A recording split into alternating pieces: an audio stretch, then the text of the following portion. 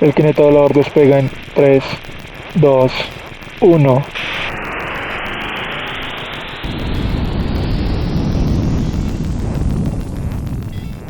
Bienvenidos kinetonautas, este es el Kineto Volador, su podcast de cine en internet donde no nos tomamos este bello arte tan en serio. Más bien somos como unos entusiastas de la cinematografía que manejan una nave hipotética por los vastos caminos del universo audiovisual, con problemas de alcohol y ojos cerrados. ¿Quién tiene los ojos cerrados de nosotros? Qué chistoso. Mi nombre es Jorge Iván Parada Hernández, periodista e historiador colombiano, y creo que Pulp Fiction y Shawshank Redemption se les fue robado el Oscar a Mejor Película en 1994 y voy a morir en esa colina. Me acompañan esta noche, como siempre, Laura Reyes Arango primero. ¿Cómo está, Laura? Hola, Iván, ¿cómo están? Mi nombre es Laura Reyes, 2 meses sobrio. No, perdón, esto no es un grupo de apoyo, pero de todas maneras estoy muy contenta de estar en este espacio para hablar de cine y en especial que el tema de hoy va a ser fascinante. Ese es un spoiler. Me encanta eso, Laura, perfecto. Muchas gracias. Y Nicolás Mogollón, ¿cómo está? El viejo Mogo. Bien, viejo George, ¿cómo va todo? Hombre, muy bien, con muchas ganas de hacer el programa. Cuéntenme, ¿cómo está usted? Perfecto. Buenísimo.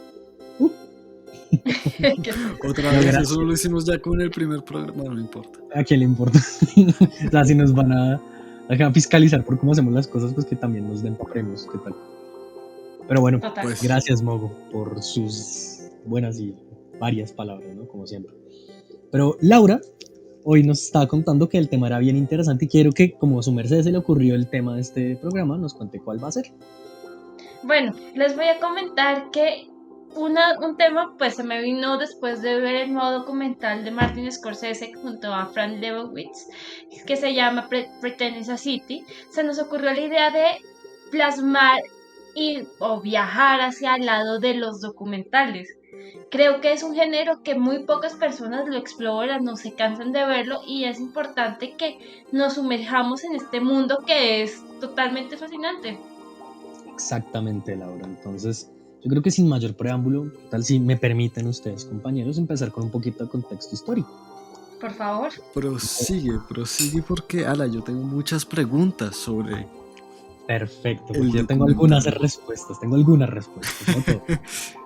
Pero bueno, voy a empezar con una definición que me encontré que me pareció chévere de una revista que se llama Cine Documental, que es argentina, y ellos definen el cine documental de la siguiente forma.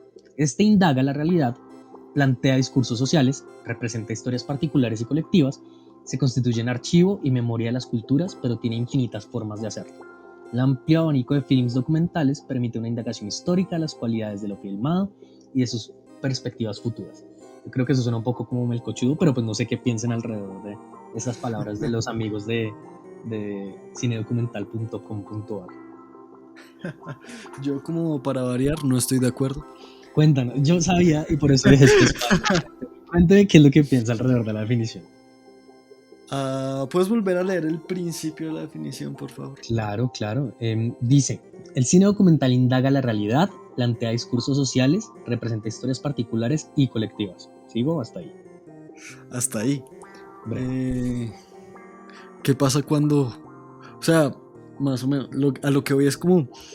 ¿Tú crees que es posible hacer una película que sea completamente de ficción, que cumpla esos requisitos, que haga esas cosas? Pues que yo creo que todo el cine indaga la realidad y plantea discursos sociales y representa historias particulares y colectivas, entonces creo que es una definición más de cine por ahí en ese sentido. Pero digamos, ya cuando habla de que se construye con archivo y de memoria, eso ya ahí cambia un poco la cosa. Y tampoco estoy de acuerdo. Pero pues qué tanto, o sea, digamos, es que ya entramos en unos debates amplios y no queremos hacer el programa de 4 horas, entonces... Pero cuénteme, ¿por qué? ¿Qué es lo que piensamos, güey, en ese sentido? Pues bueno, cuando lleguemos igual al final, que ustedes saben que esa es mi zona, intocable no, tampoco. Yo voy a hablar un poco, cuando recomiendo las películas, voy a hablar un poco de los tipos de documental que hay. Perfecto. Y entre eso se toca, pues ya tú también lo tocarás en la historia seguramente, pero el falso documental, que precisamente trabaja sin material de archivo y sin nada, digamos, fundamentado en la realidad. Bueno, eso es uno de los temas calientes de la noche, eso es chévere, téngalo ahí en el tintero. Sí, y bueno, siguiendo con esto, lo cierto es que el cine documental puede que haya tenido sus inicios informales durante los albores del cine, a medida que los pioneros de los aparatos que proyectarían imágenes y sonidos pues se dedicaron a probar estos inventos grabando la realidad, digamos su entorno, y exponiéndola a los incipientes públicos. Entonces, aquí tenemos a Thomas Alva Edison con su kinetoscopio, a quien le debemos el nombre de este programa, nada más porque ese tipo era un ladrón, y a los hermanos Lumière, que tenían el cinematógrafo. Entonces, lo que ellos hacían era pues, pasar estas invenciones tan innovadoras, para no ser tan quisquilloso con la palabra, eh, y ellos entrenaban a las personas con las que trabajaban, digamos, ellos contrataban un equipo de gente para enseñarles a manejar el kinetoscopio y el cinematógrafo respectivamente. Y estas personas pues viajaban a otros países y se les mostraban a las personas pues, cómo funcionaban. Lo que también hacían es que ellos también grababan sus propias escenas, y pues, no, sus propios material, su propio material más bien, para ser un poco más preciso. Y digamos que eso en teoría se le puede llamar cine documental, que es documentar la realidad, si queremos una definición un poco más sencilla, pues por ahora, con la cual trabajar. Entonces, en ese sentido, se puede decir que el primer documental de la historia fue La sortie de la usine Lumière à Lyon. Eso en español viene a ser la salida de la fábrica de Lumière en Lyon. Esta más o menos va de que son los obreros que trabajan en una fábrica de aparatos fotográficos de los hermanos Lumière en la ciudad francesa de Lyon y que salen por la puerta que da a la calle Saint-Victor, que después pues, de la jornada de trabajo. Entonces, digamos, son como unos 100 más o menos, y casi todas son mujeres. Y mientras lo hacen, cada uno va como haciendo sus propias cosas. Alguna va conversando, otra va jugando, otra montando bicicleta, otra en carro tirado por caballos. Todos como en su cuento. Eh, Incluso se pueden ver como unos chistes, unas bromas como físicas ahí en el metraje. Y al final del film, lo que hace el portero es cerrar las puertas de la fábrica. Entonces, básicamente, eso es documentación de realidad, un inicio y un final, digamos, los trabajadoras saliendo, y cuando se cierra la puerta, que eso se diferencia a los primeros metrajes en el cine que pudieran haber hecho Edison y los hermanos Lumière, porque podrían ser hasta inconexos y puramente experimentales. A esta práctica se le llamó los planos de actualidad, que lo que les contaba, este equipo de personas que iban con los inventos de estos inventores por ahí, lo que hacían era grabar como cosas que pasaban en la vida diaria. Entonces, digamos, un bote llegando a un puerto, o por ejemplo ese mismo metraje del que hablábamos, que era un tren llegando a una estación en París, que eso es documentar la realidad, pero pues digamos, este que les contaba de la fábrica de Lyon podría tener unos elementos extra que lo definirían como el primer documental en la historia. No obstante, fueron a dos hombres, pues le debemos a dos hombres muy diferentes la forma, digamos, las bases, el fundamento, como le quieran decir, de lo que llamaríamos más adelante cine documental. El primero de estos es Denis Abramovich Kaufman, que es mejor conocido por quienes conocen de estas cosas, porque yo no lo conocía, como Zygo Vesta, que es un artista y cineasta soviético que fue muy adelantado a su época y reflexionó en torno a la objetividad del cine. Entonces, en sus trabajos tempranos experimentó con el montaje de sus películas, y que creo que el montaje es bien importante para esto del cine documental y los debates alrededor de la objetividad que se dan. Y digamos, en este trabajo que empezó a hacer este hombre, él trabajaba sobre todo para el gobierno soviético, como todo el mundo en esa época, haciendo propaganda y cine propagandístico, y él conoció un grupo de personas con las que después desarrollaría ¿cómo se llamaría esto? Una teoría que se llama el cine ojo. Entonces, esto tiene unos 5 postulados que son más o menos el primero es conseguir una objetividad total e integral en la captación de las imágenes, que esto ya lo vamos a discutir, que es bien interesante. También es el captar las imágenes sin una preparación previa, considerar que la cámara ve mejor que el ojo humano, y esto es central, rechazar el guión, la puesta en escena, los decorados, los actores y los actores profesionales, que estos son pues ya postulados del cine como se iba construyendo en ese momento, como los musts, los que tenían que hacer o sea, como el checklist del cine. Y este señor vino pues y con su grupo de amigos a rechazarlo. Y la última es que se tiene que usar el montaje para unificar los fragmentos extraídos de la realidad. Entonces vemos que aquí el cine documental, el papel de la edición de las imágenes es bien importante. Hay una cosa bien interesante. Casi que podríamos decir que quitarle al cine eso que lo hace El famoso cine de ilusión, ¿no? Sí, Despojar el cine de mentiras. exactamente, eso es totalmente lo contrario a lo que decía Georges Méliès, que era un hombre que se dedicaba a hacer magia con las imágenes. El señor Vesta se dedicó a hacer todo lo contrario, a evidenciar un poco, incluso ya les voy a contar un poquito más de eso, de cómo esto era solamente una herramienta más, y que pues para, digamos, la Unión Soviética, que es una vaina tan propagandística, pues era muy importante. Entonces, digamos, Vesta no creía en la objetividad natural, sino más bien en una fabricada. Y eso es bien interesante porque él creía, como, digamos, hay algo importante que decir ahí es que Vesta era un futurista. Los futuristas, Mogo me corregirá un poco porque yo no estoy muy bien enterado de arte, el futurismo era un movimiento artístico que, pues como el nombre lo podrán adivinar, tenía apuestas sobre todo a los métodos y a los avances tecnológicos para exponer el mundo, como para representarlo.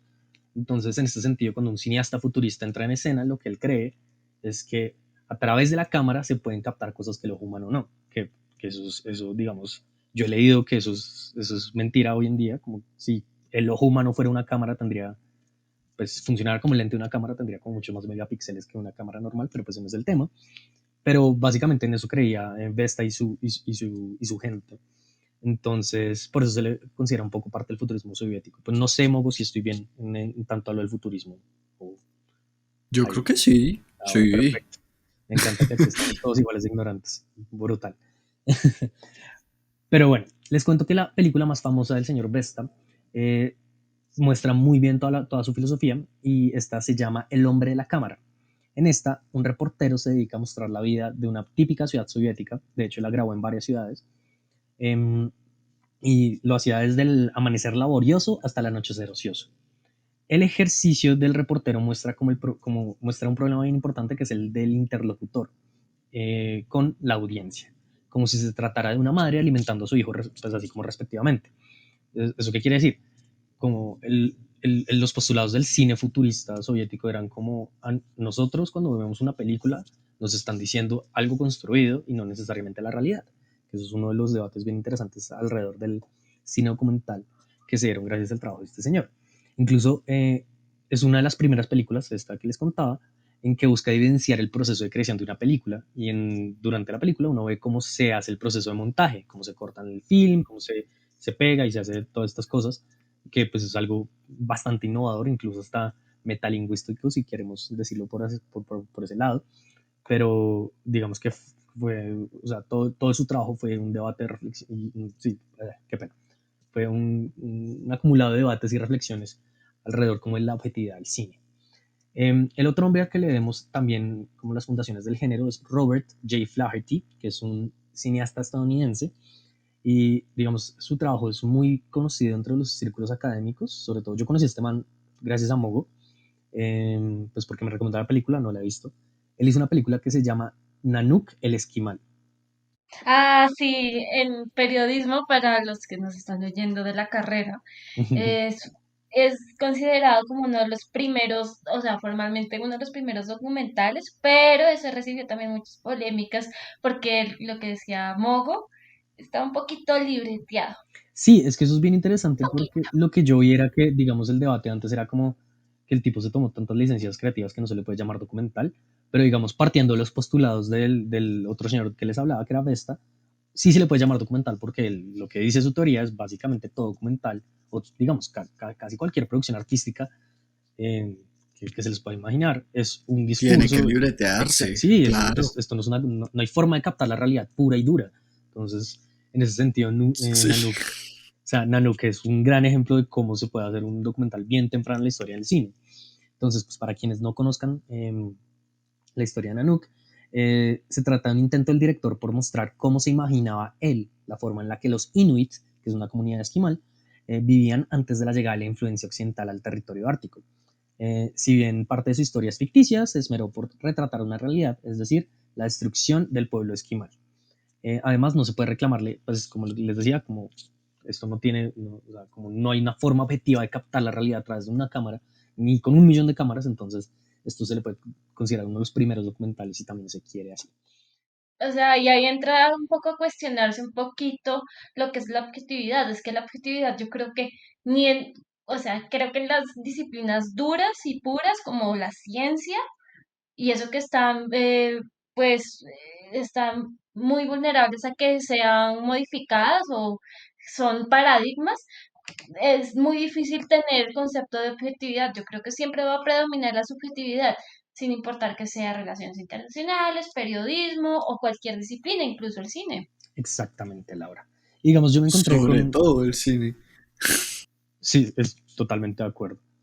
Yo me encontré con una cosa bien interesante que es la primera, digamos, más bien, es que existe una forma particular de documental que se llama la película montaje, que fue inventada por una cineasta soviética, a los soviéticos le vemos mucho en el cine, que se llamaba Esfir Shot. Qué pena, mi ruso no es muy bueno. Y básicamente lo que ella hacía es armar un diálogo con imágenes de archivo o grabadas por otras personas. Digamos, esto fue hasta tal talla que los primeros tres trabajos de Shop, que eran La caída de los Romanov de 1927, La Gran Ruta o El Gran Camino de 1927 también, y La Rusia de Nicolás II y Tolstoy de 1928, no tienen una sola escena grabada por la directora. Entonces, ya para terminar un poco mi parte, yo les quería contar sobre cuáles son como los géneros más conocidos, así como muy por encimita, porque esto también entra mucho en el campo de experticia de Mogo.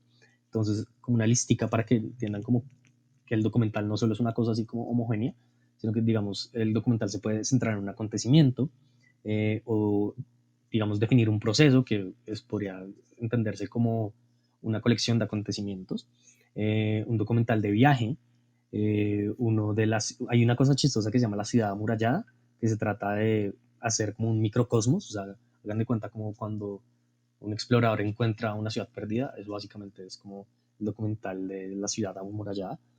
Y el histórico, que es donde se desprenden muchísimos más, ¿cómo decirlo? Como subcategorías. Y digamos, es como la forma más común de hacer documental.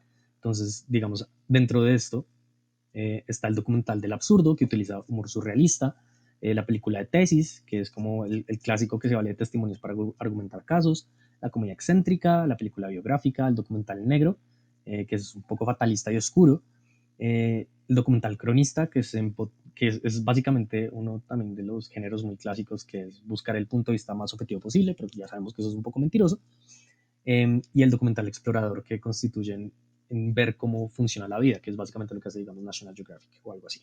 Y Pues había un documentalista francés, Jacques Rousseau, no sé, que Jacques se, Cousteau. justo, que se encargó de retratar un poco lo que era, o bueno, mucho, sobre lo que era la vida marítima, y pues creo que también está o es dentro de los documentalistas que marcó un hito. También estaba pensando en Luis Buñuel, no sé si usted lo vaya a hablar de él, Iván, pero hace años vi fragmentos de un documental que se llama Las Urdes, Tierra sin Pan, que es una mirada de las zonas más deprimidas de España eh, durante la década de 1930 y es considerada como uno de los documentales más importantes del mundo. muchas gracias, Laura, por hablar de Buñuel, porque yo no lo tenía contemplado. Pues, de hecho, yo ya terminé de hablar, o sea, ya tengo mi parte ya está hecha como para que me entiendan. Oh, Pero pues digamos, evidentemente el documental ha evolucionado de algunas formas y eso ahí quería tocar un poquito lo que decíamos, lo del falso documental, que es la subversión del documental, por así decirlo, o sea, donde no estamos tratando una verdad, pero se presenta como una. Y me parece como uno de los géneros más chéveres en ese sentido. Creo que es uno de mis géneros favoritos dentro del cine. ¿Qué va a decir, Mogo? Más chéveres y más locos, porque es que esto lo que estaba a punto de decir del falso documental, de hecho conecta muy bien con los tipos de documental que acabas de mencionar, porque en el estudio clásico del documental todavía se pensaba en tipos de documental que son los que tú mencionaste, pero ya desde el 91 creo que es, eh, hay un crítico de cine que se llama Bill Nichols, que yo voy a hablar un poco de él más adelante, pues no de él, sino de sus posturas, que básicamente el man creó el estudio contemporáneo de documental y él ya habla de otra cosa que son los modos de documental, el cual ya no importa tanto el tipo, que sería como el tema o de qué se trata, sino el modo de hacer y cómo se hace un documental, y esos son como los nuevos tipos, o cómo se entiende ahora. Entonces es muy bacano porque ahí es donde entra el falso documental, que se cruza con los tipos de documental.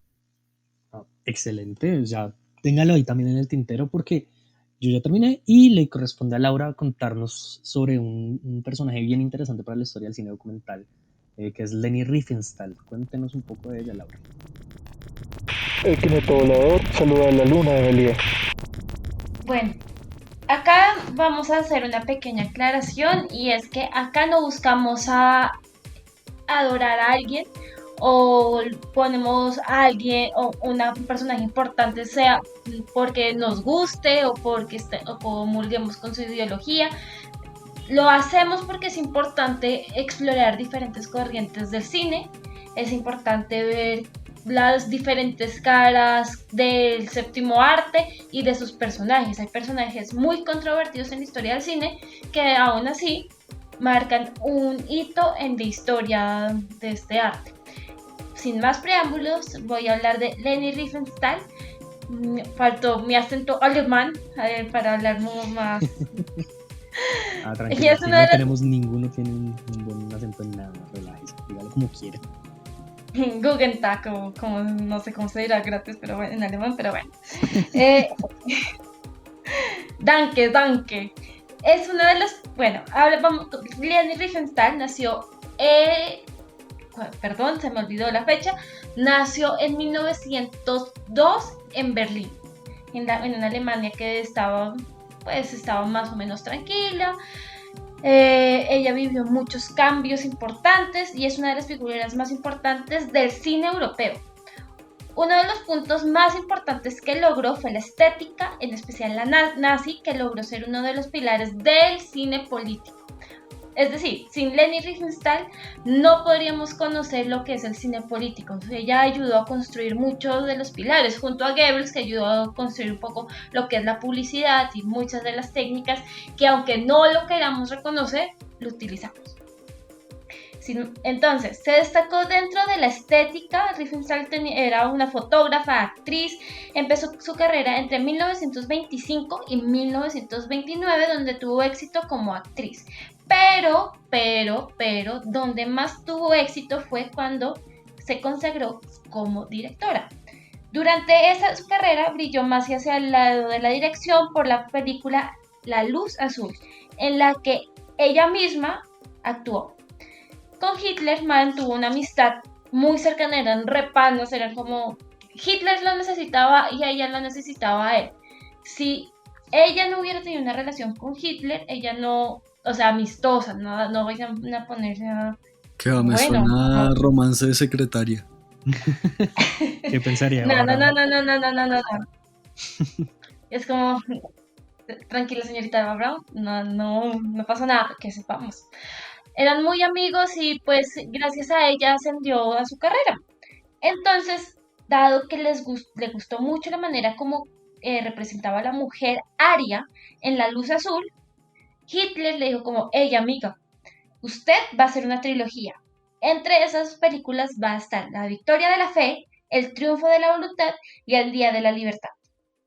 Y una de esas películas que creo que es El Triunfo de la Voluntad fue satirizada por Charlie Chaplin en su película El Gran Dictador, que es una de las películas más importantes del siglo XX. En el año 1936 grabó Olimpia, que se trata de los Juegos Olímpicos. Tiene un valor histórico importantísimo porque fueron los primeros Juegos Olímpicos grabados en la historia. Yo tengo una cosa bien importante que decir antes de que continúe Laura. Dígalo. A mí me tocó hacer un trabajo en la universidad para comunicación y lenguaje, me acuerdo, sobre precisamente Olimpia. Y si uno ve cualquier comercial deportivo hoy en día, tiene casi todo su asidero en Olimpia, porque lo que hace este documental es mostrar sobre todo a los atletas arios, y no cualquier atleta ario, sino pues al alemán, como profundamente superior a todos los demás atletas, digamos, que se iban a presentar en esas Olimpiadas. Que es chistoso que después llegó un corredor afroamericano Jesse Owen, creo que se llamaba, si no estoy mal. Jesse Owens. Sí, Jesse Owens. Y el tipo le ganó la carrera frente a Hitler. El tipo estando en el estadio le ganó ahí una carrera ahí enfrente. Eso es espectacular. Pero lo que hace básicamente Olimpia es tratar de resaltar, ¿no? La superioridad física y casi volverla como mostrar a esos atletas casi como semidioses en toda esta batalla propagandística que empezó el régimen nazi muy temprano, incluso antes de la Segunda Guerra Mundial. Continúe la buena. Dígame si no, o sea, es chistoso que criticamos al cine nazi o al soviético y nosotros cogemos varios de los pilares que ellos armaron y lo adaptamos al cine, ya sea occidental, oriental o de cualquier país. O sea, es importante, incluso Lars von Trier, ahí les cuento, les echo el chisme, dice que los nazis fueron los que mejor tuvieron elementos cinematográficos durante el siglo XX y que en especial Leni Riefenstahl fue la que más marcó un precedente en la historia del séptimo arte. Entonces, les voy a echar otro chisme. Fue amiga de Albert Speer y Rudolf Herbst, que ayudó a Albert Speer, les cuento, construyó la Catedral de Luz, que fue una característica estética principal de los congresos del Partido Nacional Socialista Alemán celebrados en Nuremberg Ve, yo desde no sabía. 1994 hasta 1938. Tras la Segunda Guerra Mundial, pasó por un proceso de o sea, bueno, se fue a un manicomio y se trató de quitarse la sangre o el espíritu nazi a través de terapia de electrochoques. En Ush. 1950 sí, o sea, yo que como, what, ok, calma. En 1950 se dedicó a la fotografía y marcó la vida de muchos fotógrafos. Grabó un documental que se llama Nuba, que es de un pequeño pueblo sudanés. A los 72 años aprendió a bucear y a los 100 grabó su último documental que se llamó Impresiones bajo el agua. Y en 2000, perdón, en 2003 murió a los 101 años después de un cáncer súper fuerte, pero ¿quién se muere a los 101 años? O sea, es Sí, como, esa vieja wow, no ok. murió, esa vieja ganó el La juego. señora, no, No, o sea, yerba mala o nunca sea, muere.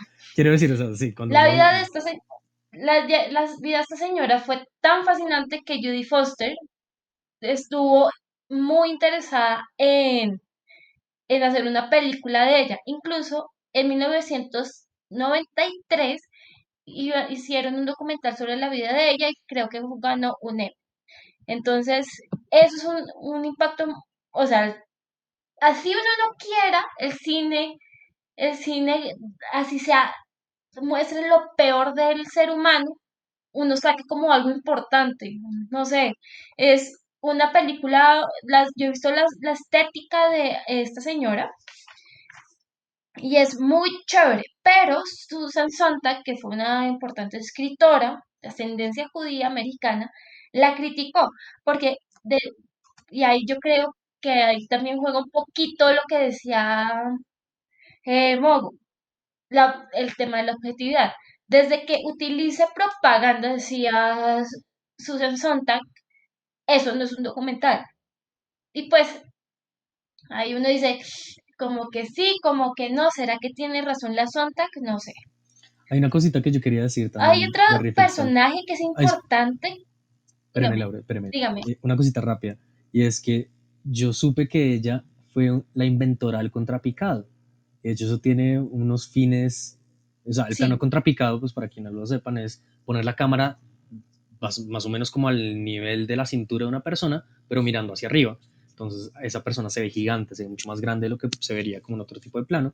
Y este lo diseñó específicamente para Hitler, porque pues como sabemos, Hitler no era un tipo tan alto, no era el ario mono gigante, sino pues un tipo súper normal en términos como corporales. Y cuando uno hace un plano contrapicado, pues lo que hace es que las personas sean mucho más grandes, mucho más imponentes, y pues para un dictador, eso, pues, y sobre todo para un tipo como Hitler, era importante mandar ese mensaje. Y ese plano se utilizó por primera vez, fue en el triunfo de la voluntad. Ya, pues era todo lo que quería decir.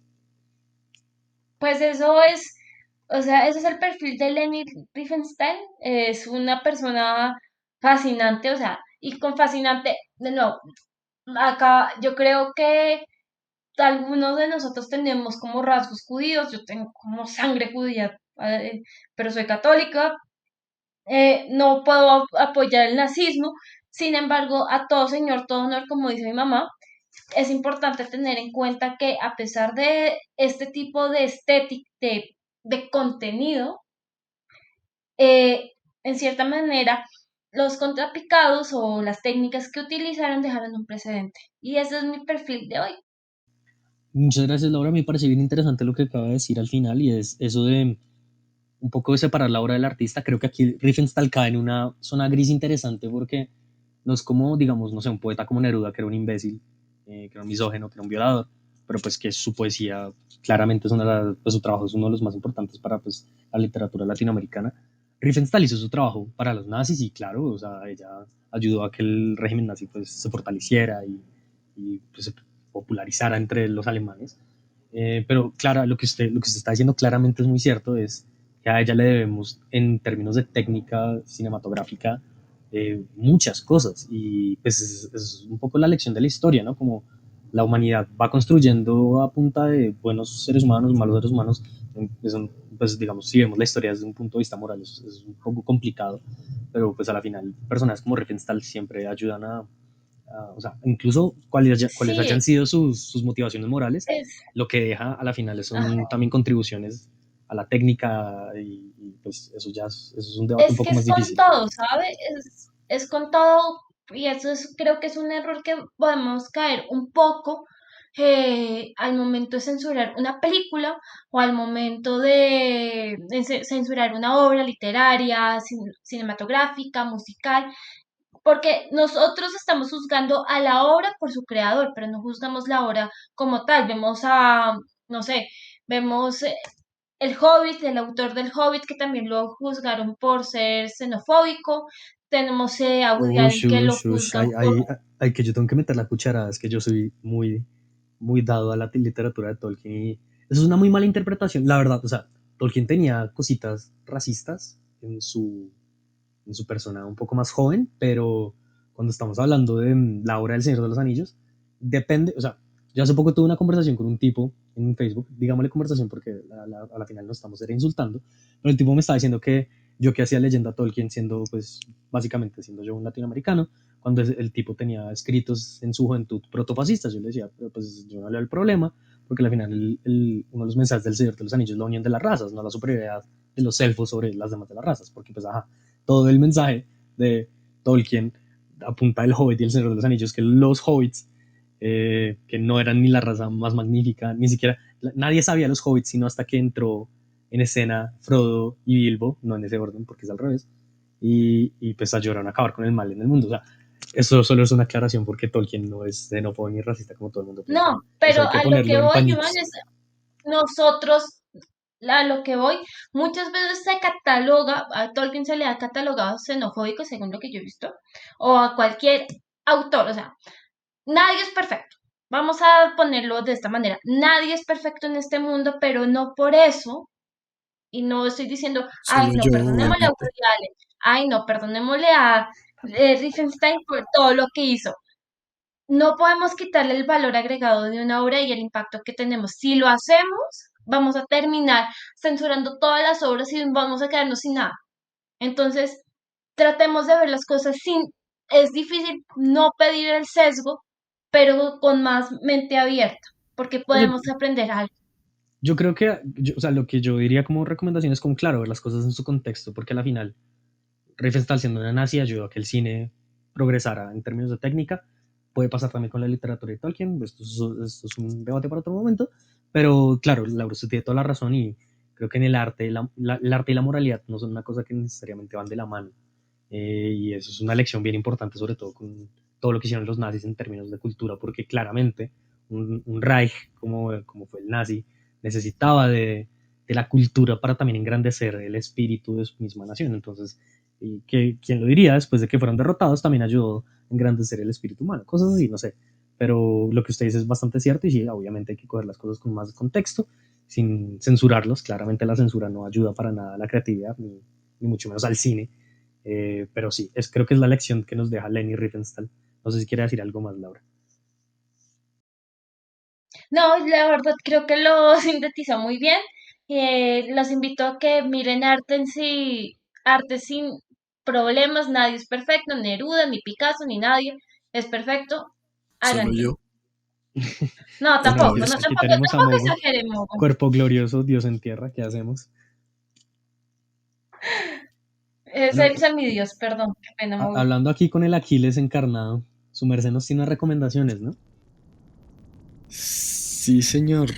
Cuéntenos, Efectivamente. cuéntenos que Yo esta es les la tengo parte más chévere. recomendaciones de película. El quinto volador se aproxima a la siguiente sección. Entonces, básicamente, a ver. Mi plan original era hablar de las modalidades de documental que te decía ahorita y proponer como una película de cada modalidad de documental, Ujú. pero luego me di cuenta que el resto de las modalidades no me gustan, Al revés. entonces no, no me siento cómodo recomendando películas de esa modalidad. Haz lo que se te dé la gana, Eh, es que esta Integridad sección. artística y esas cosas. Eh, entonces igual les voy a hablar un poco de las modalidades de documental. Em, si quieren discutirlas, pues también para eso es, ¿no? Y a partir de ahí luego les voy a recomendar un par de películas que son como, yo creo que mis documentales favoritos.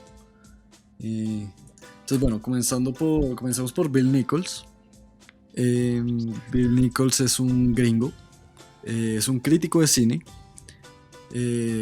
Casi nada de él le importa, solo el man nació en 1942. Y escribió un libro que se llama en el 91 Representando la Realidad o algo así, Ok. en donde trabaja como los problemas que hay con con el concepto de documental, con la idea de decirle algo como esto es documental, esto es un documento. Entonces a partir de ahí él transforma, como te decía ahorita, los tipos de documental, que se refería más que todo como a temas. Ujú. ¿Sí? O sea, cuando tú hablabas de tipos de documental, si tú decías documental histórico, pues se trata de historia. Documental de explorador, se trata de explorar algo, bla, bla, bla. Este man dice, pues no, el documental no importa de qué se trata, sino cómo se hace, es lo que define el tipo de documental, es el modo documental. Eso también cambia un poco la definición de documental, que por eso es que no estaba yo de acuerdo con la definición de ahorita. Claro. Y es porque se van a hacer algo muy curioso, y es que define el documental precisamente a partir de la ficción. Entonces el punto de Nichols se va a... cuando tú ves una película tradicional, una película de ficción, el director es prácticamente invisible. ¿Sí? Así tú expongas el dispositivo cinematográfico, tú nunca estás viendo al director de ninguna forma. Y por lo tanto, tú como espectador, que estás viendo lo que ve la cámara, haces igual parte de la historia que todo lo demás que está ahí. ¿Sí me hago entender con eso? Bueno, en el documental no pasa eso. En el documental, precisamente, el Sí. director claramente está ahí grabando y diciendo, como yo voy a grabar esto, yo me voy a enfocar en eso, yo estoy observando este fenómeno. Sí, es mi punto de vista como director, pero yo estoy observando algo que existe. Entonces, esto es lo que separa el documental de la ficción desde Nichols. Esta idea de observar al otro y no de meterte en una historia y tú vas a ser parte de ella, sino tú claramente eres un espectador que está viendo a algo como a través de una cámara, no viviéndolo a través de una cámara. Entonces, pues sí, esa es la gran diferencia según Nichols. ¿Qué opinan por ahora de eso? Pues me parece que es una apreciación bastante valiosa, ¿sabe? Creo que no sé, que lo de la cámara me parece fascinante. Yo le quería comentar y preguntar, Nicolás, ¿Usted qué piensa del documental? O sea, si es totalmente libreteado o ah, de pronto los moralismos que tiene el director puede afectar o tener alguna clase de efecto dentro del mismo, desde la misma película o cinematografía, le pregunto. Pues con la poca experiencia que yo tengo haciendo documentales, sí es bastante libreteado, la verdad. O sea, no existe tal cosa como un documental improvisado en el cual tú llegas y dices como, ok, voy a trabajar este fenómeno y te pones a grabarlo y luego editas eso y wow, tienes un documental. Eso no pasa. Sí, Normalmente... incluso yo, ajá. No, sigue. Pregunta. No, no, no, no, no. Lo que iba a decir, qué pena, queridos ciberoyentes, que Nico no tiene, o sea, le iba a comentar, incluso que cuando a nosotros en periodismo nos ponían a hacer, no sé, documentales, teníamos que hablar y tener una idea del tema, porque pues, o sea, no se puede llegar, como dice Nico, no se puede llegar a grabar así nomás, sino como que uno tiene que saber y hay veces uno tiene que coreografiar incluso las mismas tomas en un documental. Sí. Y ahí es otra cosa, que algo sea coreografiado no le quita su valor de verdad. Em, por ejemplo, yo me acuerdo de, bueno, primero digamos que, no sé, tú estás grabando la vida de una señora que tiene 70 años y su mamá de 90 tiene cáncer y entonces quieres grabar este fenómeno tan curioso y hablar de cómo no importa la edad, em, uno sigue siendo hijo de quien es hijo, digamos. Em, Nico, sí. Iván nos comenta que tienen problemas técnicos. Ok. Entonces, ya volvemos. Bueno, volvemos al Kineto volador. Tuvimos unos ligeros problemas. Yo tuve unos ligeros problemas con la conexión y no sé, todo se boleteó. Pero bueno, ya volvimos, o yo volví. Y Nico Mogo nos estaba contando algo bien interesante que no escuché, pero pues puedo asumir que lo escuché porque, ajá, los problemas de audio. Cuéntanos, Nico, ¿en qué iba? No, más bien, miren, ¿dónde quedaste? Y retomamos desde ahí. No, viejo, yo no me acuerdo. Ah, Ya en bueno, un momento dejé de escuchar y dije como me perdí. me perdí. Bueno, Bueno, porque no, Nicolás estaba hablando de algo muy importante que para los que también llegaron a tener problemas de audio, y es que es muy difícil llegar a la objetividad. Incluso hay veces necesitamos de manera inminente crear una orquesta, una coreografía para que ya sea un documental, una película de acción o cualquier género funcione de manera adecuada. No es como, uff, la explosión. Hay veces como de pronto sí se logra de manera como espontánea algo, pero en términos generales hay veces se necesita una pequeña coreografía. Ese es un resumen. Entiendo entonces sí, perfecto yo ya.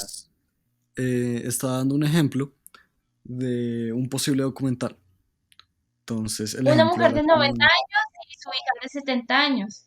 Ujú. entonces, está diciendo como, digamos que tú quieres grabar esa vida para hablar de cómo no importa la edad, no importa qué tan viejo seas, tú sigues siendo el niño mientras tengas padres, ¿no? Digamos Ajá, que quieres hablar de eso.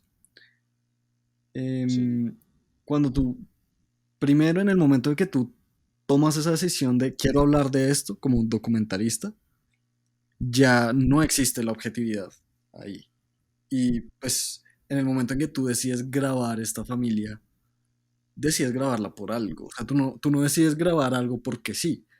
Entonces, ya de por sí, bajo esas dos premisas, como si tú tienes una razón para grabar y lo que grabas necesariamente es porque tienes una razón para grabarlo, mm, ya podemos partir de ahí para decir que la objetividad no existe en el documental y que todo documental que se haga es alguna expresión del documentalista.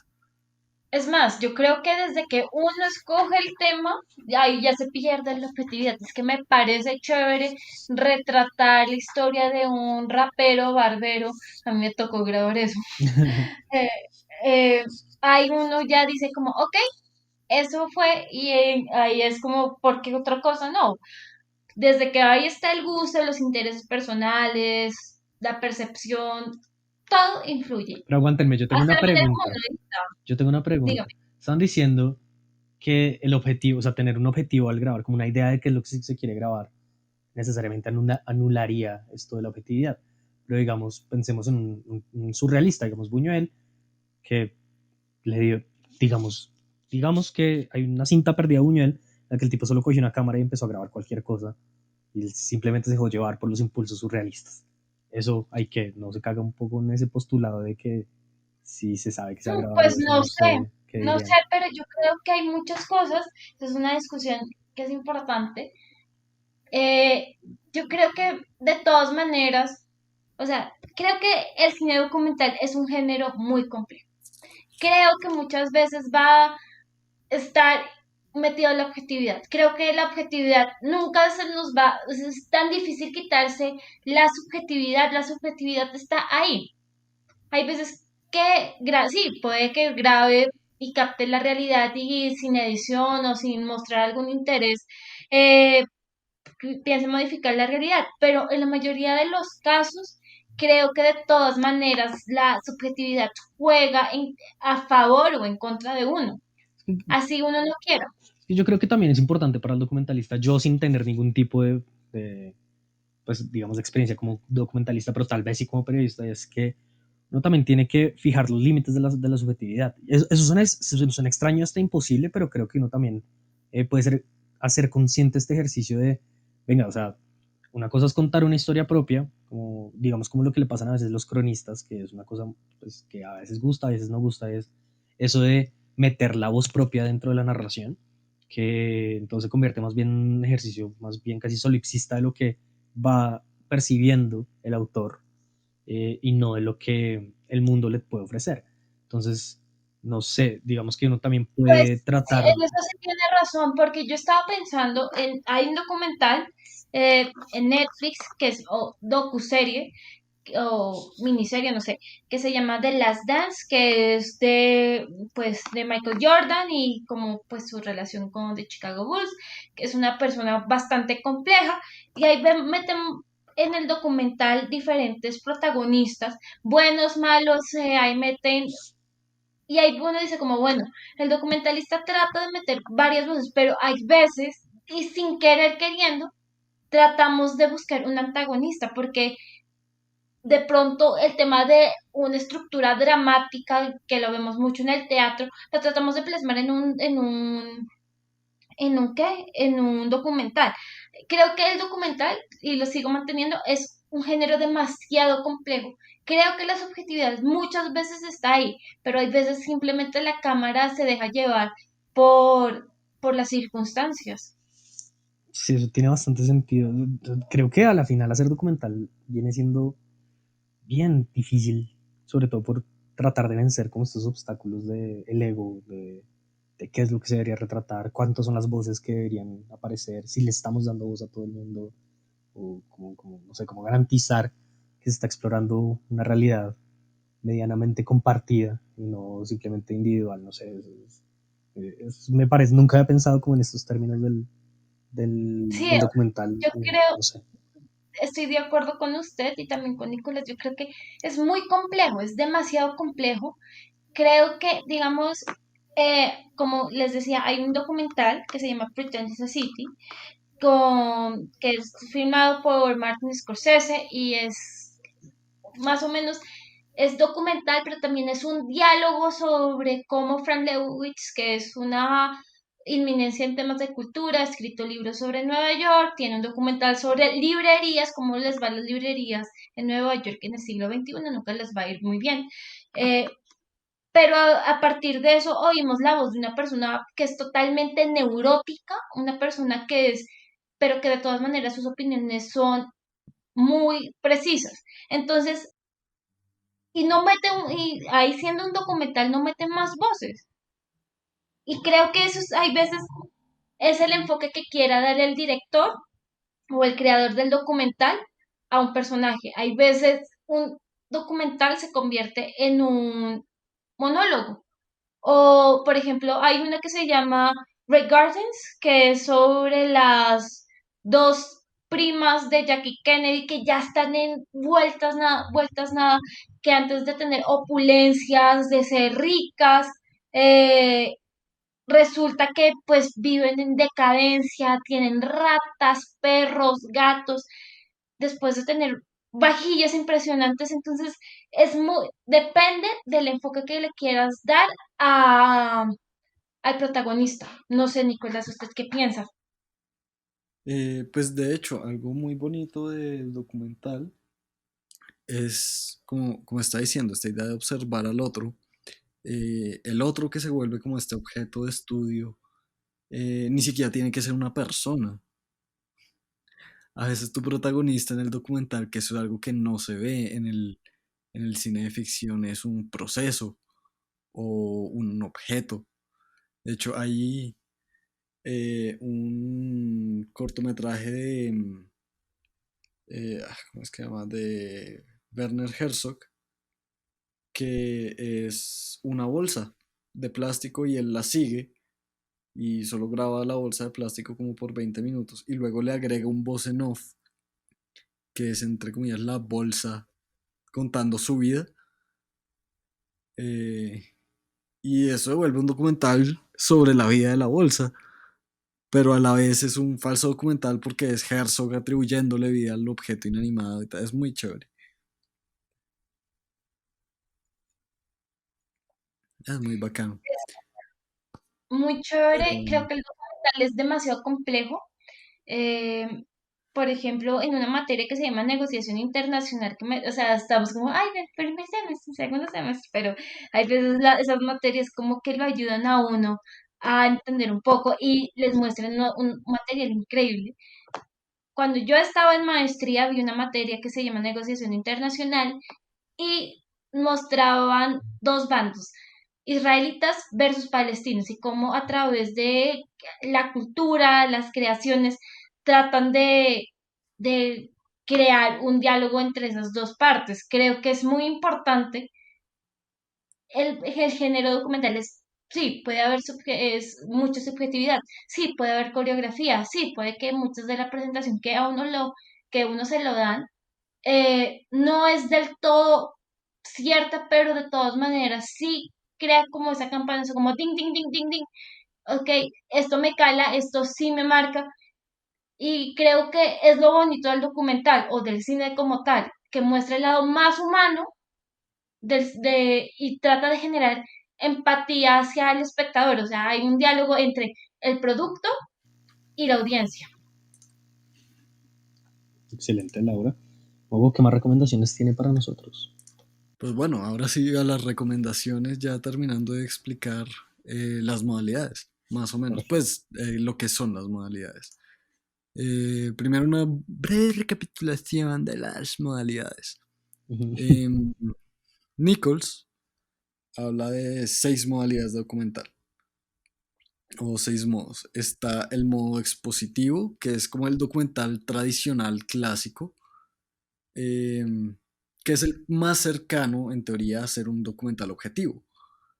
Que la modalidad expositiva lo que busca es estructurar, estructurarse como a modo de argumento. Es una vaina más que todo es una vaina retórica más que estética. Eh, entonces, aquí es donde encontramos, por ejemplo, los documentales de propaganda, como los que hablaban ahorita de Miss Nazi. Fräulein Rittenstahl. Eso. Después viene la modalidad poética, que es la respuesta a la modalidad expositiva, que busca precisamente mostrarse como una forma documental artística que no se las da de objetiva, sino al contrario de generar emociones, no sé qué tal.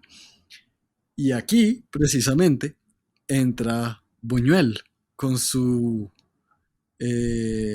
agarrada a la cámara, em, porque precisamente pues primero Buñuel seguramente argumentaría que lo que él está haciendo es subjetivo, considerando que los surrealistas creían 100% en el inconsciente y para un surrealista agarrar una cámara y grabar lo que sea no significa que tú estés haciendo algo aleatorio, significa que tú inconscientemente sabes lo que estás haciendo. Eh, entonces, pues sí, no soy fan, pero existe. Pues sí, luego está la modalidad reflexiva, que es donde comenzamos a meternos con ya el documental dando vueltas sobre sí mismo, digamos, que es cuando empiezas a mostrarle al espectador que lo que está viendo es un documental. Tú le empiezas a hacer claro que esto que está viendo es un documental y es una opinión del documentalista, y eso lo haces poniendo un poquito de la voz del director haciendo las preguntas o poniendo errores de cámara en algunos momentos y cosas así para obligar al espectador a tomar una posición como un poco más crítica con respecto a lo que está viendo, para que no se crea esta idea de que es objetivo. Después está la modalidad observacional o la modalidad de observación, que también es un intento no tanto de objetividad, pero a veces lo ven así, porque intenta eliminar, de hecho, al documentalista. Eliminarlo no en tanto hacerlo invisible, como decíamos antes, sino lo que pasa es que el documentalista está intentando capturar la esencia de algún espacio o de algún modo de vida. Por ejemplo, Nanook es un documental observacional porque te intenta meter a las malas la sensación de vida de un esquimal que es lenta, fría, etc. Entonces intenta como imitar, digamos, lo que está grabando en términos, digamos, de montaje. Después, y por último, está la modalidad participativa o interactiva, que es yo creo que mi forma documental favorita, que es en la que el documentalista participa activamente del documental y se, eh, el documental casi que se trata del mismo documentalista. Es una vaina que al principio parece súper egocéntrica, Como Agnes pero Bardas. el argumento... ¿Qué? Como Como... Agnes Barda, sí. Ok, me siento bien. Pero al final, el argumento acá es que el documentalista hacer el documental casi que sobre él haciendo el documental, es la única forma de obligar al espectador a no creerse realmente el tema de la objetividad. Y por último está la modalidad performativa, también conocida como em, falso documental o documental ficcionado, que es cuando tú haces todo lo que se haría en cualquier otro tipo de documental, pero en realidad todo es un performance. Y tú sabes, de hecho, que todo lo que estás viendo es mentira, pero se ve como un documental y está hecho para verse como un documental. Y es el acto de que tú sepas que estás viendo algo falso que se ve como un documental, lo Perdón, que le da la gracia. Salud. Un segundo, ¿está todo bien, Laura? ¿Qué pasó por allá? estornudé, qué pena. Oh, yo pensé que habían matado un ratón. ¿Qué es esto? Mil disculpas. Ahí captamos la realidad de los estornudos a través de la Evidenciando la radio con Laura Rato. Exacto. Tal cual, No, me encanta. continuamos. Entonces, esas son las modalidades de documental. Entonces, ya habiéndolas explicado, ahora sí, puedo pasar rápidamente a las películas que les quería recomendar. Ah, Primero, prrrrum, sí, eso fue un redoble. pensé que Eh, estabas haciendo una nomi- imitación de reggaetonero, como... ¿no? brum. Nominada a el Oscar, Oh, Oh, The Act of Killing del 2012, dirigida por Joshua Oppenheimer. qué documental tan Cuenta fuerte la esa vaina. historia de uno de los líderes em, de las matanzas comunistas en Indonesia. Matanzas comunistas como que mataron comunistas, no como que los comunistas mataron. Em, Por una de las pocas veces que pasa. Sí. Y básicamente la historia sigue la historia del verdugo, de hecho, como del tipo que cometió las ejecuciones, cuyo sueño era ser un director de cine antes de volverse verdugo y vivir orgulloso de ser un verdugo. Eh, y entonces en este documental, que es interactivo, Oppenheimer le ofrece a este tipo que haga una película de su vida como verdugo. Y mientras tanto, Oppenheimer hace un documental de este man haciendo la película y a partir de él haciendo la película, Oppenheimer muestra la realidad de estas matanzas. Entonces, pues sí, es una locura, es súper fuerte, eh, Sí, sí, es muy increíble. fuerte. El, Yo lo vi en periodismo y creo que uno queda adolorido. Esas escenas en las que el sí, tipo describe como dónde va la sangre, dónde se ponían las cuerdas, dónde, ¿sabe? Como para que sí, que cómo decapitarlos. matar para que no hiciera, para no hacer reguero. Es una Uf, cosa horrible, sí, es bien fuerte ver esa vaina. sí. Entonces, siguiendo por el mismo mood, voy a seguir con Lo que hacemos en las sombras por Taika Waititi. No, pero eso no se parece un carajo una cosa con la otra. No, es un chiste. Em, Lo que hacemos en las sombras o What We Do in the Shadows es una película del 2014 dirigida por Taika Waititi, Ah, en la cual, También lo de amo. hecho, es un falso documental a forma más como de reality, en la cual seguimos la historia de tres vampiros que son roommates. Y ¿Tres o cuatro? Cuatro son vampiros. 4 vampiros, Sí, sí. contamos a... Ojo con el spoiler ahí, ¿no? Sí, Oye, sí, importante sí, que sí. sepan, para quienes no sepan, hay una serie en FX ay, también es donde increíble. participa Waititi, que son la historia de otros vampiros. He visto en algunos capítulos y es muy chistosa. Y creo que eso Es también es lo importante, increíble. ¿no? Es una cosa bien chistosa, como para que se lo vean y que se quiten el mal sabor de The Act of Killing. Exacto. No, es muy buena. Hay una escena en la serie que son los vampiros recibiendo una cadena de una tal Bloody Mary y que si no circulan la cadena se van a morir. Es muy chistoso, Yo no había muy, visto eso. es muy Sí. chistoso. También hay otra con Tilda Swinton, que es la líder vampiresa. Y Oh, se aparece, hay un excelente. cameo con Taika Waititi, y con Wesley Snipes y Danny Trejo, es Ush, hilarante. tengo que terminarme esa serie Sí. porque quiero ver esa vaina tan épica. Sí, es muy bueno. Y bueno, esa película es importante porque el falso documental normalmente se ve de dos maneras. Una es un poco más humorística, que por eso es importante What We Do in the Shadows. Y la otra es un poco más seria, en la que busca hacer más, normalmente más sátira como política y cosas por el estilo. Y con eso llegamos a un documental colombiano Uh, que se llama Agarrando Pueblo, Ah, claramente, de clasicazo. Carlos Mayolo y Luis Ospina. Bellísimo documental. Eh, bueno, pues, ya Traten de lo ver, conocen. creo que es interesante que la gente trate de no verlo como un falso documental desde el principio, porque básicamente es como medio spoiler. Pero pues ya que si nos están No, a escuchando, mí no me discúlpenos. parece. Pero no, claro, porque la forma en la que uno aborda el documental al principio es muy diferente a como uno lo hace al final. Porque, como digamos, no se lleva a los extremos de What We Do in the Shadows, que pues obviamente no están hablando de vampiros en Nueva Zelanda y no dice como pues, ajá, eso no pasa.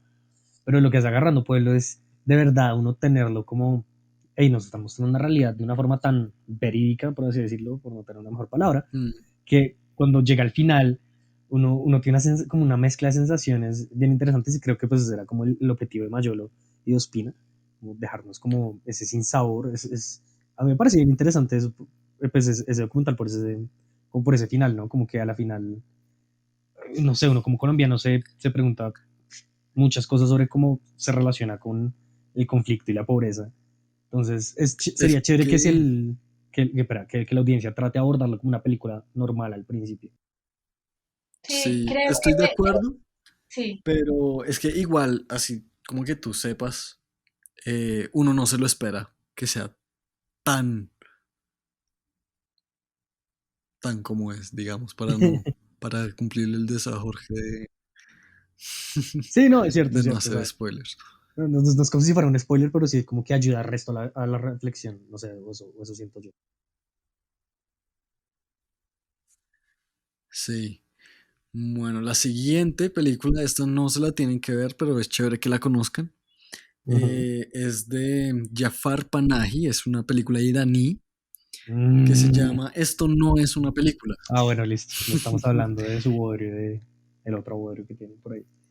No, no, esta sí no digo nada Es porque no la he visto. buenísima esa película. No, no, no. Algún día hablaremos de esa película y me tendrás Esto una no hora es hablando de por This qué is no me not a acuerdo. film. Continúa. Es una película sobre Jafar Panahi. Después de que él hace en Irán una película feminista, a él le prohíben venderla al público y él la guarda en una USB, en una torta y se la manda a un primo en España y la saca al público a través de eso y entonces le prohíben volver a dirigir, escribir, producir y ¿qué? Y protagonizar o actuar, no me acuerdo, una cosa así en cualquier película mientras esté en Irán y también le prohíben salir de Irán. Hola. Em, y entonces Jafar Panahi contrata a otro tipo, que es el verdadero director, entre comillas, que se llama Mojtaba Mirtahmasp. Sí, ok. Sí. eh, para que haga un documental de Panahi y de cómo vive un director que no puede producir, escribir, dirigir, bla, bla, bla. Eh, y en la mitad de este documental, básicamente Panahi saca el guión que había escrito antes de que le prohibieran hacer esto y pone unas cintas en el piso para delimitar el espacio, como de una de las escenas de la película y cuenta cómo hubiera sido la escena de esa película si él no tuviera prohibido producir, grabar, protagonizar, bla, bla, bla. Eh, entonces sí, Panahi es un genio. Y esto es una de esas cosas que rayan entre la ficción y el documental, porque no les voy a decir qué pasa luego de eso, pero básicamente uno al final no sabe si, solo si esto sí es un documental como con toda esta parafernalia que estamos hablando, que eso es como lo mínimo, sino uno realmente no sabe si está viendo una película de ficción. A mí me pasó algo súper similar con otro falso documental que se llama Ajá. Redacted, que es de Brian De Palma. Me acuerdo que lo vimos para una clase de cine y eso fue muy al principio de la carrera, entonces yo no me acuerdo muy bien de la peli, pero básicamente habla como del conflicto en Irak, pues no el conflicto en Irak, cuando la invasión gringa en Irak. Y es una cosa que pues más o menos cuenta como es la vida de los soldados pues, estadounidenses en un conflicto exterior y me da exactamente la misma sensación de yo no saber si lo que estaba viendo, porque evidentemente hay un giro fuerte en la trama, yo no sabía si lo que estaba viendo era o sea, qué estaba pasando y eso creo que son los falsos documentales que más valen la pena, como que me dejan re loco. Sí, eso es una locura, la verdad, es un mundo loquísimo. El siguiente, de hecho, que quería recomendar, ya lo mencionamos, yo quería hablar de Barda por Agnes. Eh, es una serie documental hecha por Agnes Barda, en la cual Agnes Barda nos cuenta su eh, historia como documentarista. Eh, Agnes Barda es increíble, es una genio, una de las maestras de la nueva ola francesa.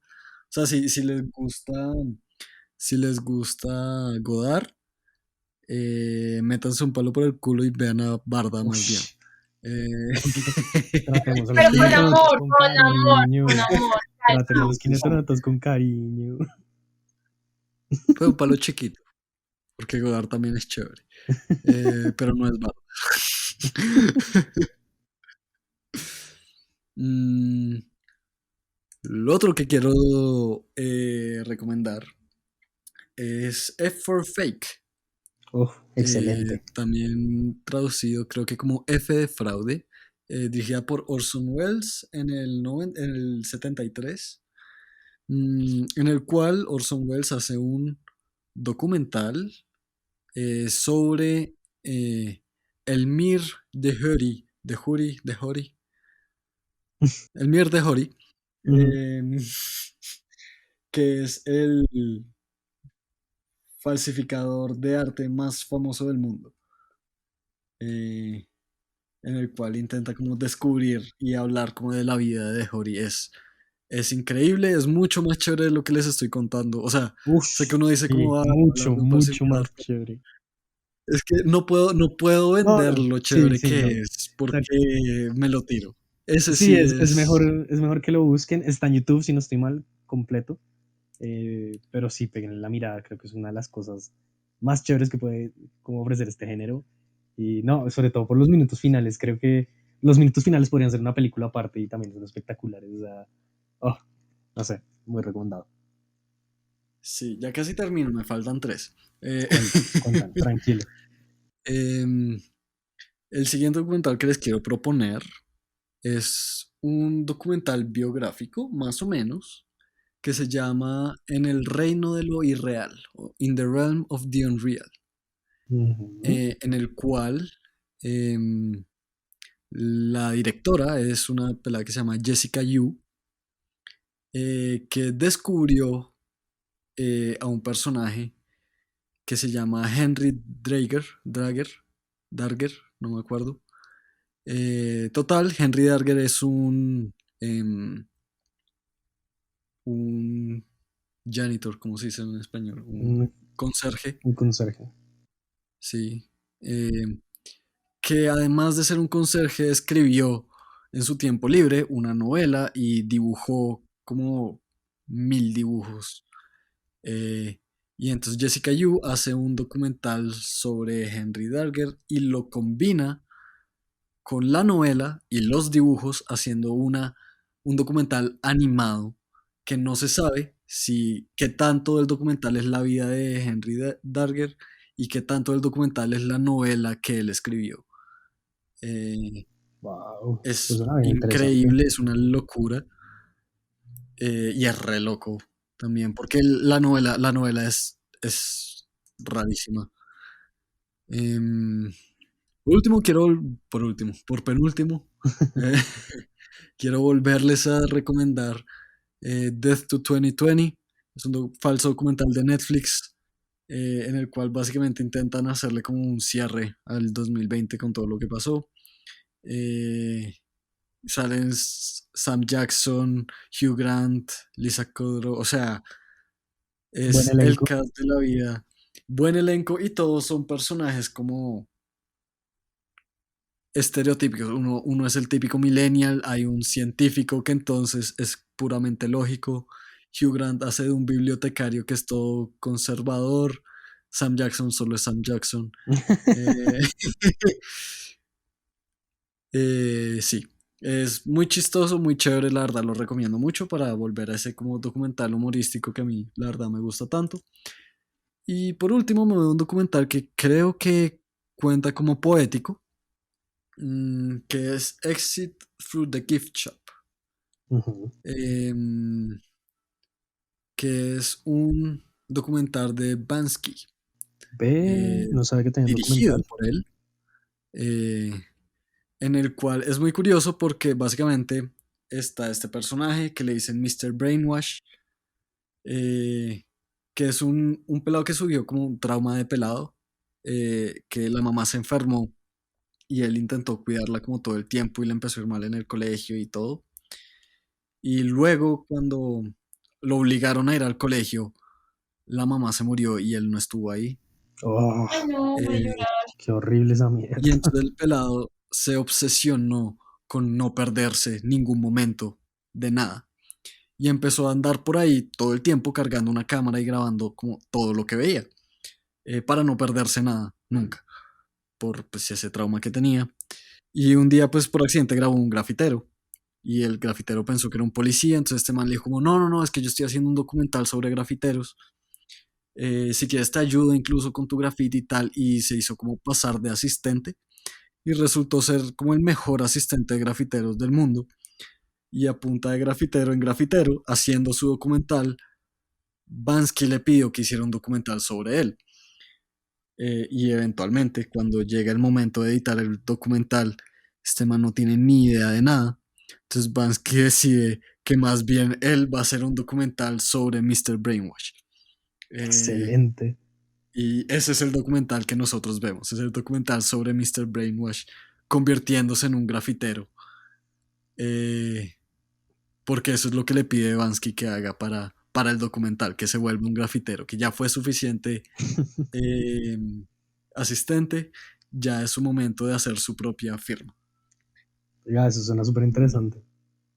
Pues sí, esos son creo que los mejores documentales que he visto, los únicos documentales que he visto tal vez.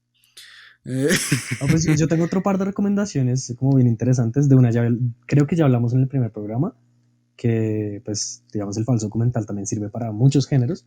Entonces, digamos, el proyecto de La Bruja de Blair funciona como un falso documental. Muy recomendado, evidentemente para la gente que le gusta el terror y pues para la gente que le gustan los documentales, pues también es una apuesta bien interesante porque es de esos en los que uno no sabe si está viendo cosas reales o no, porque funciona con esto del found footage, que es como el metraje encontrado, que se le da como un poco más de credibilidad, entonces eso como que solo aumenta un poco la leyenda de la misma película.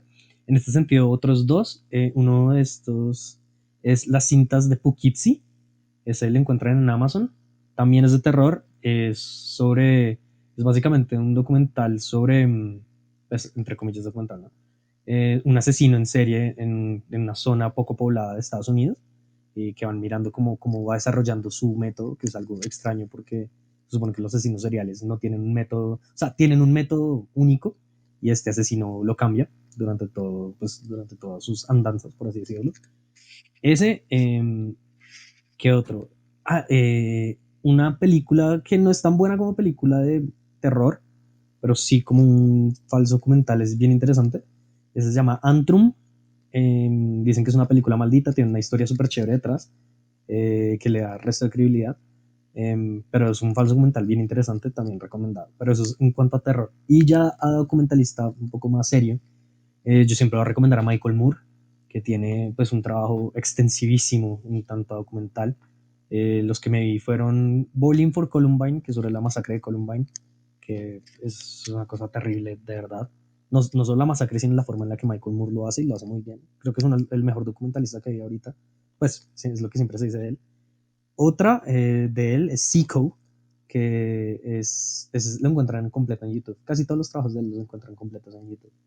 Ese es sobre el sistema de salud estadounidense, pues como sabemos es una mierda. Y el tipo pues va mostrando como las tragedias como de las familias del, sí, del americano, del gringo promedio, que tiene que sufrir por no tener mucha plata o por tener un seguro de vida, de un seguro de salud terrible.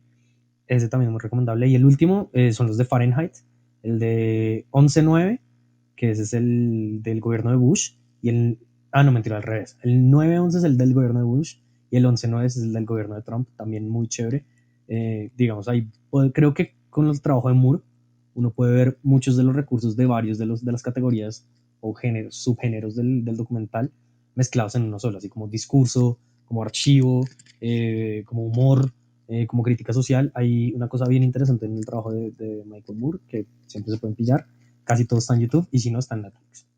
No sé si alguien más Yo quiera. tengo una Ok. recomendación, dos recomendaciones, que es The Birds of Cool, que es un documental de Charlie Parker, si no estoy mal, que eso fue un jazzista muy importante, y la segunda es Reyes de los Aulos, que se acomoda Uy, a cómo se nos fue Reyes de las Olas. Claramente, gracias Claramente. Laura por esa gran recomendación.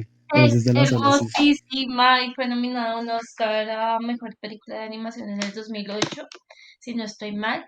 Y pues creo que no he visto muchos documentales de animación y aún así creo que es de las mejores películas.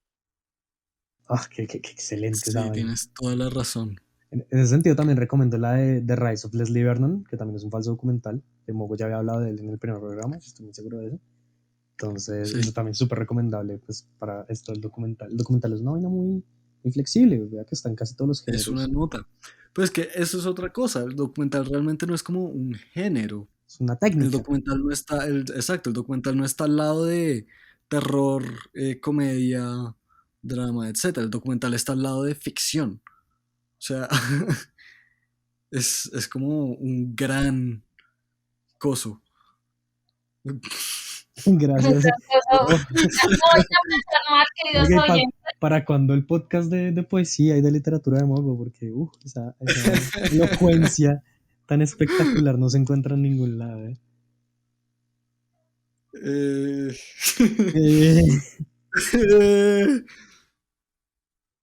Ay, ay, ay, pero bueno. Barabim, barabum. No, no. ¿Alguien más tiene alguna recomendación antes de el final de nuestro programa? Pues recomendaciones hay muchas, también les recomiendo Grey Gardens, que lo había mencionado hace ratico. Es muy triste el documental y creo que vale la pena verlo. Como solo recuerdan que las personas ricas llegan un momento que no son exentas a la decadencia. Y también un documental de Gabriel García Márquez que se llama Gabo, que es narrado por Juan Gabriel Vázquez, que es Ush. escrito, es muy chévere. También habla un poquito sobre la nueva ola literaria como una editora muy importante de Barcelona.